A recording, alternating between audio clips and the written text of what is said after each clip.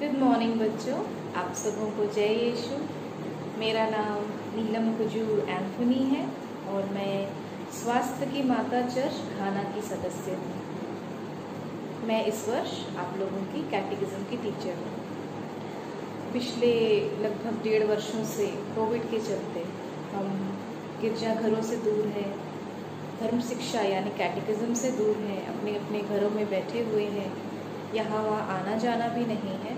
सो इस वर्ष हमने सोचा कि ऑनलाइन के माध्यम से आप सभी को धर्म शिक्षा दी जाए और हमारी यही प्रयास रहेगी कि इस ऑनलाइन के माध्यम से हम आपको सही शिक्षा दे पाएँ जो आप लोगों को मिलनी चाहिए। हम आज के सुंदर दिन को शुरुआत करते हुए सर्वप्रथम ईश्वर को धन्यवाद देंगे और एक छोटी सी प्रार्थना के द्वारा आज के इस क्लास को शुरू करेंगे।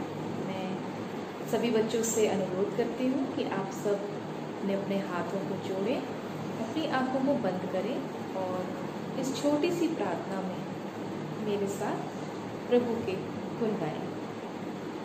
हे प्यारे प्रभु जी, हम आज के सुंदर दिन के लिए आपको कोटि कोटि धन्यवाद देते हैं कि आपने हम सबों को रात भर संभाले रखा, आज का यह नया सुंदर दिन देखने को दिया और हम इस योग्य बन पाए कि हम आज के इस पूरे दिन में इस कैटेकिज्म क्लास में भाग ले पाए।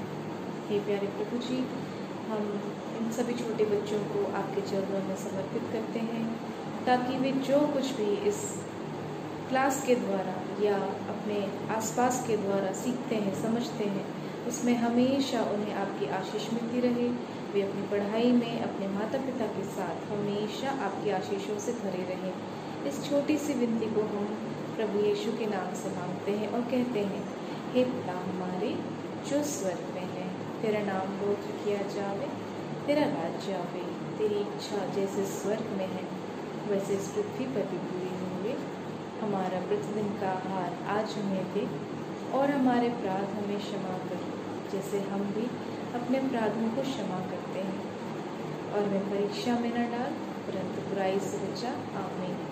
प्रणाम मरिया, कृपा पूर्ण, प्रभु तेरे साथ है, धन्य तू स्त्रियों में और धन्य तेरे गर्भ का फल यीशु। हे संत मरिया, परमेश्वर की माँ, प्रार्थना कर हम पापियों के लिए अब और हमारे मरने के समय। आमीन।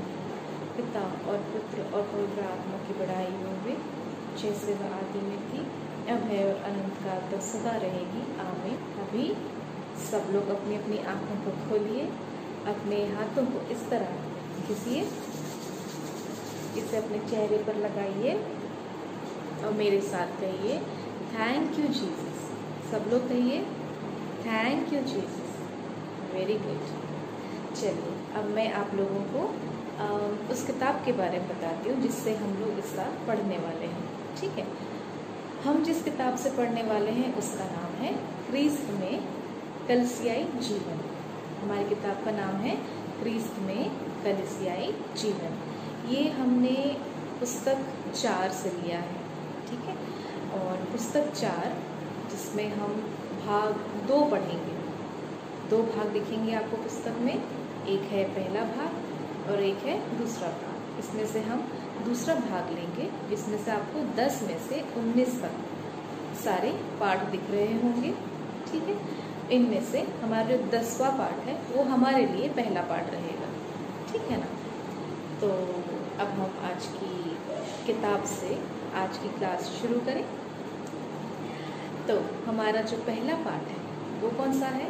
वो है प्रारंभिक कलीसिया। हमारा पहले पाठ का नाम है प्रारंभिक कलीसिया। ये आप लोगों को मिलेगा पेज नंबर 43 में, पृष्ठ संख्या 43। ठीक है, चलिए अब प्रारंभिक कलीसिया से आप क्या समझते हैं?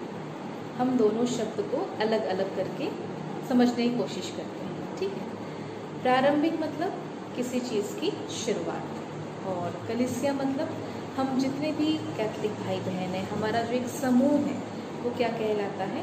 कलीसिया कहलाता है। ठीक है, तो दोनों शब्दों को हम जोड़ देते हैं तो क्या बन जाता है? प्रारंभिक कलीसिया। इतना समझ में आ गया आप सबों को? Very good. तो प्रारंभिक कलीसिया में क्या था, जब यीशु मसीह जीवित थे, ठीक है, जब यीशु मसीह अपने सभी शिष्यों के साथ जीवित थे, तब उन्होंने क्या किया, स्वर्ग राज्य की घोषणा करना चालू किया, है ना। वो स्वर्ग राज्य के बारे में सब लोगों को बताते थे, कई लोगों को चंगा करते थे, कई लोगों को दृष्टि दान देते थे, कई लोगों को अवधूतों को निकालते थे, कई लोगों को भोजन कराते थे, कई लोगों को अपने बातों द्वारा वो बहुत खुश करते थे, उन्हें बहुत प्रभावित करते थे। तो ऐसे में लोग उनके अनुयायी बनने लगे, उनके फॉलोअर्स बनने लगे, ठीक है। फॉलोअर्स बनते बनते बनते बनते एक समय ऐसा आया कि प्रभु यीशु को उनके बीच से जाना पड़ा। किस वजह से? हम सबके पापों की वजह से, है ना। और हम सबके पाप मतलब उन्होंने एक मित्र के रूप में, है ना, एक मित्र, एक दोस्त के रूप में ये कहा कि अपने मित्रों के लिए अपने प्राण देने से बढ़कर प्रेम का कोई दूसरा प्रमाण नहीं है। ये कहते हुए उन्होंने हम सबके पापों को क्षमा करने के लिए, हम सबों को पापों से बचाने के लिए उन लोगों के पास हो गए और अपने आप को उन्होंने क्या किया, क्रूसित कर दिया। वो क्रूस पे बलिदान हो गए, ठीक है। तो उनके रहते समय जितने लोग अनुयायी बने थे, जितने लोग उनके फॉलोअर्स बने थे, वे लोग क्या हो गए, सब यहाँ वहाँ भटक गए, सब लोग तितर बितर हो गए। और बाद में जो शिष्य थे, यानी कि उनके जो चेले थे, उनके जो हम जिन्हें आज प्रेरित कहते हैं, संत कहते हैं, जो वो थे, वे लोग भी डर के मारे एक कमरे में बंद होके बैठे हुए थे, छुप के बैठे हुए थे, क्योंकि उन्हें डर था कि हमारा लीडर, हमारे यीशु पिता जो हमें हमेशा लीड करते थे, जो हमें हमेशा सही रास्ता बताते थे, जब वही हमें छोड़कर चले गए हैं, तो फिर हम क्या कर सकते हैं? कुछ नहीं कर सकते। हम लोग कमज़ोर हैं, हम लोग कुछ बोल भी नहीं सकते, कुछ कर भी नहीं सकते। तो वो लोग डर के मारे एक कमरे में बैठे हुए थे। आप लोगों को पता है, जितने भी शिष्य थे, जिन्होंने प्रभु ने जिन्हें अपने शिष्य के रूप में चुना था, क्या वे लोग पढ़े लिखे थे? क्या वे लोग हमारे जैसे बहुत ज़्यादा पढ़े लिखे थे? नहीं, वो लोग पढ़े लिखे नहीं थे। कुछ उनमें से मछुआरे थे, कुछ भेड़ बकरी चराने वाले थे, कुछ सब ऐसे ही फालतू बैठे वाले थे, कोई भी पढ़ा लिखा नहीं था। लेकिन प्रभु ने उन सबों को चुना, उन सबों को चुना और उन्हें अपना शिष्य बनाया, है ना। तो जब शिष्य पढ़े लिखे ही नहीं हैं, कुछ बोलना नहीं चाहते हैं, तो वे सारे के सारे डर के मारे एक कमरे में बंद होके वो लोग बैठे हुए थे। और फिर एक दिन अचानक से क्या होता है, अचानक से एक दिन ईश्वर जब अपने पुनरुत्थान के बाद उन्हें दर्शन देते हैं, उन बंद कमरे के अंदर वो अपने आप आ जाते हैं, बिना कोई दरवाज़ा खोले, बिना कोई खिड़की खोले, बिना किसी भी चीज़ सहारे के, वो बस अंदर आ जाते हैं। और सारे शिष्य उन्हें देखकर विस्मित हो जाते हैं कि ये कैसे हुआ, ये क्या हुआ। और उस समय ईश्वर उन्हें, जो वो डर रहे थे, जो घबराहट थी उनके अंदर, उसे दूर करने के लिए वे लोग वो ईश्वर क्या कहते हैं, तुम्हें शांति मिले, तुम्हें शांति मिले और तुम क्या करो, पवित्र आत्मा को ग्रहण करो। क्या कहते हैं? पवित्र आत्मा को ग्रहण करो। और जैसे ही वे पवित्र आत्मा को ग्रहण करते हैं, उनके अंदर जीव के रूप में, है ना, उनके अंदर पूरे शरीर में जीव के रूप में एक नई भाषा का जन्म होता है। और वे लोग जहाँ जहाँ से भी हैं, जहाँ से बिलोंग करते हैं, जैसे अभी हम एग्जाम्पल के रूप में डिफरेंट लैंग्वेजेस हम यूज़ करने लगेंगे। जैसे कि कोई मलयाली बोलने लगेगा, कोई तमिल बोलने लगेगा, कोई उराव बोलने लगेगा, कोई इंग्लिश, कोई हिंदी। सो ऐसे डिफरेंट लैंग्वेजेस जब वे बोलने लगे, तो वहाँ आपस के लोग सोचने लगे कि ये कैसे पॉसिबल है। हम लोग सब जो जिस गांव के हैं, हम लोग कैसे अपनी अपनी भाषाओं को सुन रहे हैं। और ये कैसे हुआ, कैसे मुमकिन हुआ? जब ईश्वर ने उन शिष्यों को पवित्र आत्मा का वरदान दिया, है ना। तो शिष्य सारे खुश हो गए, उनमें ताकत आ गया और वे अपने आप को बहुत शक्तिशाली महसूस करने लगे कि उनके अंदर का पूरा डर दूर हो गया। तो ये कब हुआ? ये हुआ पेंतीकोस्त के दिन, है ना। पेंतीकोस्त, हम जब चालीसा मनाते हैं, क्या हम चालीसा के समय में बाजा कुछ भी नहीं करते हैं ना, सब बंद रहता है ना। और हम बहुत दुखी मन से प्रभु यीशु का दुख भोग मनाते हैं। और सडनली हम लोग, एक दिन होता है, एक दिन आता है पूरे चालीसा काल में ठीक गुड फ्राइडे के पहले का एक दिन आता है जब हम लोग कलीसिया का एवं परम प्रसाद का एवं पुरोहितों का त्यौहार मनाते हैं, जिस दिन हमारा एक्चुअली में कलीसिया का शुरुआत हुआ। और वो कौन सा दिन कहलाता है? मॉन्डी थर्सडे, यानी कि पुण्य बृहस्पतिवार। ठीक है, तो इस बात को आप लोग ध्यान में रखना कि हमारा जो प्रारंभिक कलीसिया है वो कब प्रारंभ हुआ। मतलब जैसे हम अपना बर्थडे मनाते हैं ना, जैसे हम बर्थडे मनाते हैं, क्रिसमस मनाते हैं या कोई पर्टिकुलर स्पेशल दिन मनाते हैं, तो उसी प्रकार कलीसिया का जब जो जन्म हुआ है, जो प्रारंभ हुआ है, वो इस दिन से प्रारंभ हुआ है। हालांकि इसके पहले शुरुआत हो चुका था, लेकिन जो बर्थडे के रूप में हम लोग कब मनाते हैं? मॉन्डी थर्सडे के दिन। एवरी ईयर, हर साल हम लोग मॉन्डी थर्सडे पुण्य बृहस्पतिवार के दिन इस 3 त्योहारों को हम विशेष रूप से मनाते हैं। हमारी कलीसिया का उस दिन निर्माण हुआ, जन्म हुआ। हम उस दिन परम प्रसाद की भी स्थापना करते हैं। प्रभु यीशु ने अपने मृत्यु से पहले सभी शिष्यों के साथ में लास्ट में भोजन करके गए थे। लास्ट सपर जिसे हम कहते हैं, अंतिम भोजन जिसे हम कहते हैं, वो उन्होंने अपने शिष्यों के साथ किया था। क्या किया था उन्होंने रोटी लिया, अपने शिष्यों को दिया, उन्होंने प्याला लिया, अपने शिष्यों को दिया, और क्या कहा था? इसे मेरी याद में किया करो। तो उस प्रकार क्या हुआ? हम परम प्रसाद की स्थापना प्रभु यीशु ने करके गए और हम उसे आज फॉलो करते हैं, उसका हम त्यौहार मनाते हैं। फिर अब परम प्रसाद जो है, हम नॉर्मल व्यक्ति तो बांट नहीं सकते एक दूसरे को, उसके लिए कोई ना कोई स्पेशल पर्सन तो हमें चाहिए, है ना। तो उसके लिए कौन हम सामने आया? पुरोहितगण। उस वक्त यीशु के समय में शिष्यगण थे जो बाद में पुरोहित बने। अभी जो है हमारे लिए जो परम प्रसाद बांटते हैं वो कौन है? फादर्स। और कभी कभी ज़रूरत पड़ता है तो सिस्टर्स भी कुछ सेलेक्टेड रहते हैं। जैसे हमारी जो चर्च की सबसे बड़ी सिस्टर होंगी, जिन्हें हम मदर सुपीरियर कहते हैं, उन्हें अथॉरिटी रहता है, या कभी कभी जिन्हें भी फादर अलाउ करते हैं, कभी कोई पैरिश काउंसिल में कुछ मेंबर्स भी फादर की परमिशन से उन्हें बांट सकते हैं। तो इस प्रकार हम लोग मॉन्डी थर्सडे से लेके अब तक हम कलीसिया का, परम प्रसाद का और पुरोहितों का हैप्पी बर्थडे मनाते आ रहे हैं। ठीक है, चलिए अब हम क्या समझने की कोशिश करेंगे। जब शिष्य बंद कमरे में थे, जब वे डरे हुए थे, उनके साथ में कौन थी? उनका सहारा बनने के लिए, उनको हिम्मत देने के लिए, जब यीशु उनके बीच में नहीं थे तो कौन था? माता मरियम। उनके बीच में कौन थी? माता मरियम। वो उनके लिए क्या करती थी? उनके लिए प्रार्थना करती थी, उनके लिए सहारा बनती थी।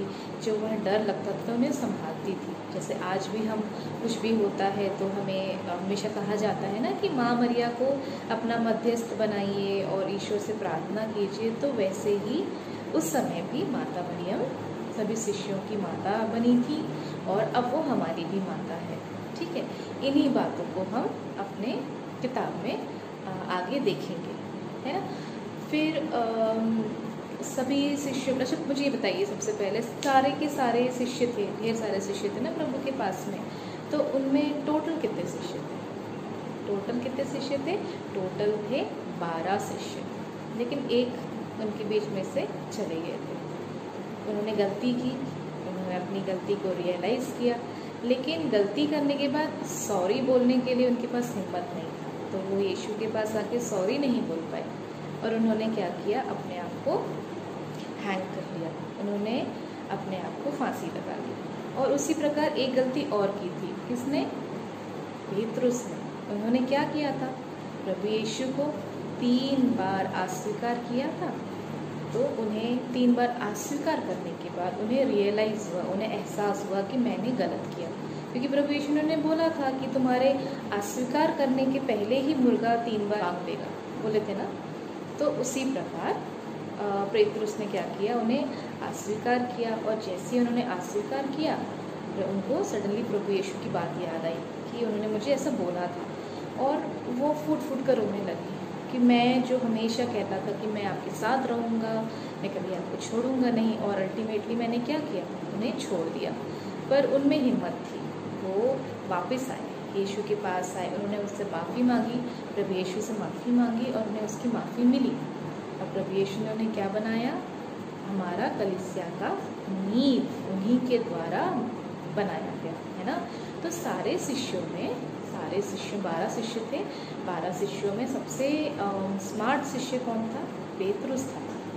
वो भले ही पढ़े लिखे कोई भी नहीं थे, कोई भी शिष्य पढ़े लिखे नहीं थे, लेकिन हमारे क्लास में भी होता है ना कोई कैप्टन होता है, कोई अच्छा स्पोर्ट्स पर्सन होता है, कोई अच्छा डिबेट पर्सन होता है, कोई ना कोई टीचर का फेवरेट होता है, या किसी न किसी एक्टिविटी में अच्छा होता है।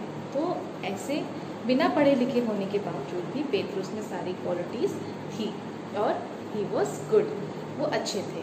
तो उन्होंने लीड लिया, उन्होंने सारे शिष्यों को और पूरी कलीसिया को संभालने का भार अपने कंधों में लिया। ठीक है, जब उन्होंने इसको अपने कंधों में लिया और रियलाइज़ किया कि अब ईश्वर हमसे जो चाहते हैं हमें वो करना है, तो उन्होंने सबको क्या कहा? पश्चाताप करो, अपने अपने पापों के लिए क्षमा मांगो और कलीसिया में मेंबर बनो, कलीसिया के सदस्य बनो, बपतिस्मा ग्रहण करो, उन्होंने ये कहा। ठीक है, और इसी प्रकार जब बहुत सारे लोग, जैसे पहले ईश्वर की बातें सुनते सुनते सब लोग शिष्य बनते जा रहे थे, उसी प्रकार अब पेतरुस और बाकी शिष्यों की बातें सुनते सुनते कई लोग शिष्य बनने लगे थे। और इसके बारे में हम कहाँ पढ़ेंगे? प्रेरित चरित्र में। हम पूरा जब हम पढ़ना शुरू करते हैं वहाँ से एक एक कहानी आपको, एक एक स्टेप बाय स्टेप आपको देखने और सुनने को मिलती है ना।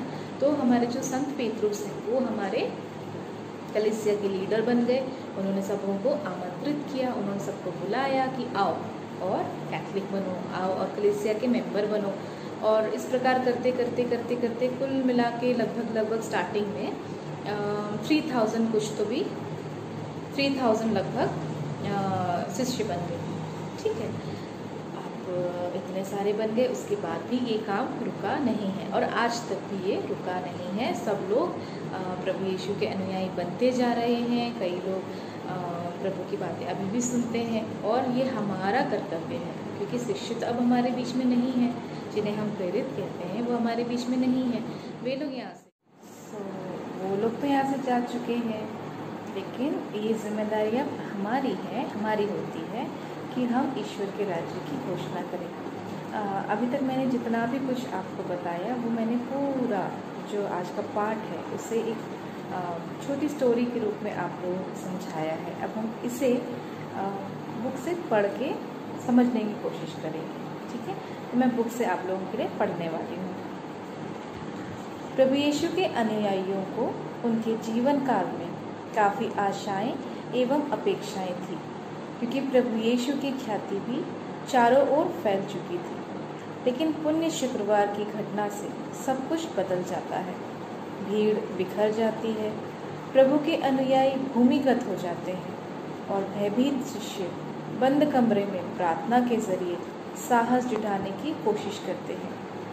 जैसे मैंने आप लोगों को बताया था, जैसे ही ईश्वर उनके बीच से चले गए वो लोग घबरा गए। उसके बाद क्या हुआ? वो लोग बंद कमरे में बंद हो गए और भयभीत थे, डरे हुए थे और सोचते थे कि हम क्या करें। तो उस बीच वो क्या करते थे? प्रार्थना करते थे। इस दौरान उनके साथ में कौन थी? तो इस दौरान उनके बीच में कौन थी? माता मरियम। और माता मरियम उनके लिए क्या कर रही थी? उनका सहारा बनी हुई थी, उनके लिए प्रार्थना कर रही थी। तो इसके बारे में भी जैसे मैंने आप लोगों को पहले बताया, अब मैं इसे आप लोगों के लिए किताब से पढ़ के बताती हूँ। और किताब में लिखा है, उन भयभीत शिष्यों का सहारा थी माता मरियम, जो प्रार्थना द्वारा उन्हें ढांढस बंधाती थी। लेकिन अचानक पेंतेकोस्त के दिन यह भयभीत समुदाय क्रियाशील हो जाता है। क्रियाशील मतलब एक्टिव हो जाता है। प्रेरित खुलेआम इजरायली भाइयों को उनकी गलती का बोध कराते हैं।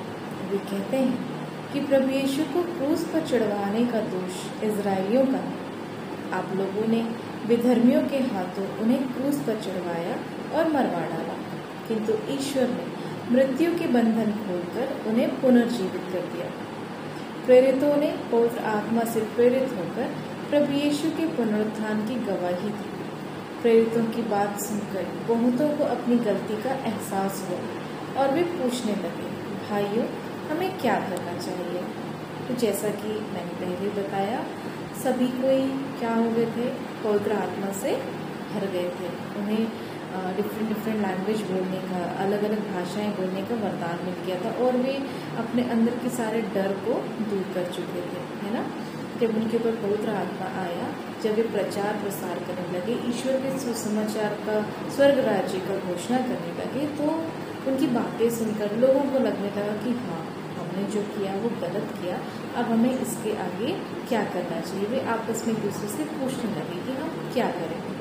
और इस बीच क्या होता है, जैसे मैंने बताया, पेतरुस उन्हें क्या संदेश देते हैं, उन्हें अपने बीच में जमा करते हैं, उन्हें आह्वान करते हैं कि आइए और अपने लिए पापों की क्षमा पाइए, और क्या कहते हैं कि पश्चाताप कीजिए और बपतिस्मा ग्रहण कीजिए।